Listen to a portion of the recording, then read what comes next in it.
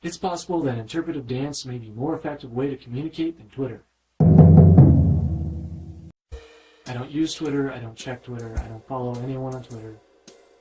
I've used it and just wasn't impressed. And I'm not the only one who doesn't use it, and pretty much for the same reason. I was talking with a friend who does stand-up comedy about promoting oneself on social media.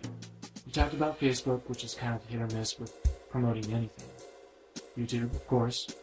StumbleUpon, Reddit, web pages, Instagram, renting a billboard on I-80. But when it came to Twitter, neither one of us saw anything useful about it. You can't easily say anything meaningful or funny in only 140 characters. It can be done, but it takes a lot of effort, a lot of time, and it's 3 times more work than Facebook, but only half the return for all that effort. And it doesn't matter how much effort and forethought you put into what you're trying to say, there's still a downside of lost context, which can get very ugly very quickly. For example, you thought of something that makes you laugh, so you tried typing it into Twitter. But you have to rework it a few times to fit it within the limit. When you read what you've written, it makes sense to you, so you send out the tweet. Then you get a call or reply from someone who's mad at you. They found your tweet offensive. And if you're lucky, that's the end of it.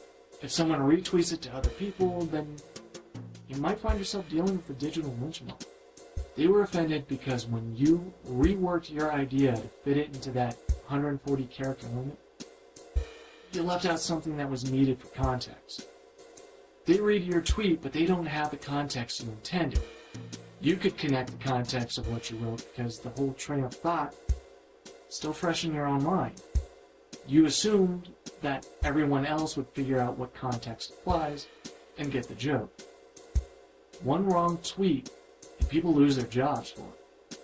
This can happen easily enough without being limited to 140 characters. Granted, there are plenty of tweeters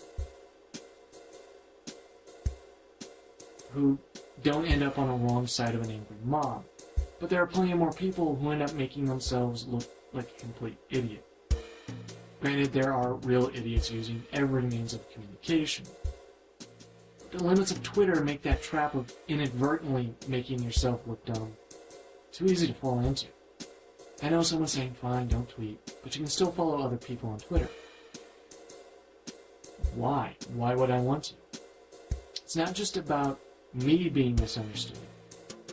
It's also an issue of being able to easily understand what others are trying to convey. I would just be assuming I'm putting what other people tweeted into context.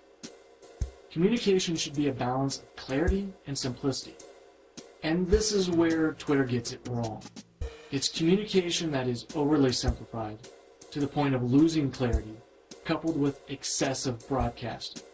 It can create a misunderstanding with a very large number of people insanely fast. Now, maybe skipping out on one of the most popular forms of media in my lifetime, context is just too important. Anything that can easily be said within the 140 character limit often isn't worth saying. Any profound thought would just be buried in meaningless, unimportant stuff.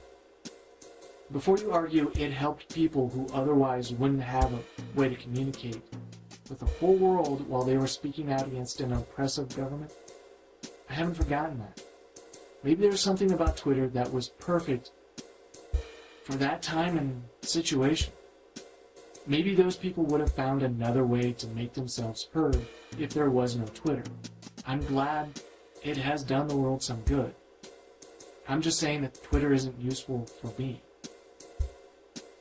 Thank you for watching, and good luck.